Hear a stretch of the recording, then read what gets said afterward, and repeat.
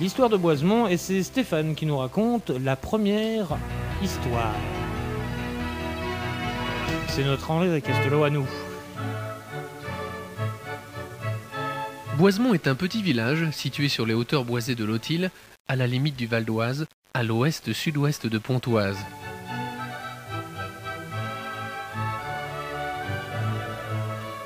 On y jouit d'une très jolie vue, où l'on découvre parfaitement par un temps clair les monuments de Paris. La distance à vol d'oiseau de la capitale est d'environ 30 km. Le village est formé de deux parties très rapprochées l'une de l'autre et dénommées le bout d'en bas et le bout d'en haut, là où se trouve actuellement la mairie, l'école, l'église et le château. Il existe deux versions proches l'une de l'autre pour l'étymologie du nom Boisemont. La première, du nom d'homme germanique Boso et du latin mons, qui signifie montagne, ce qui donne montagne des hommes. La seconde, mont de Boso, du germanique Bosi, ce qui veut dire méchant. Le territoire de Boisemont a été habité dès la plus haute antiquité. La présence de silex taillés indique la trace de l'homme à l'époque de l'âge de pierre. L'endroit a retenu les hommes depuis de nombreux siècles et formé un abri sûr et en même temps un poste d'observation.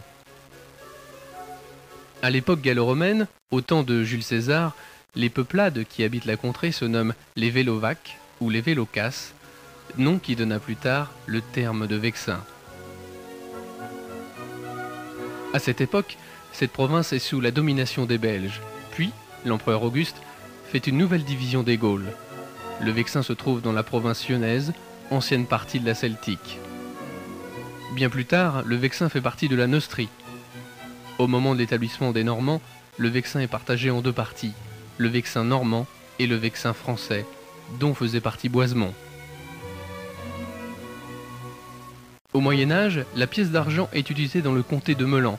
À l'époque, chaque région frappe sa propre monnaie. Concernant le climat, Boisemont est bien plus froid que dans la région voisine, l'air y est plus vif.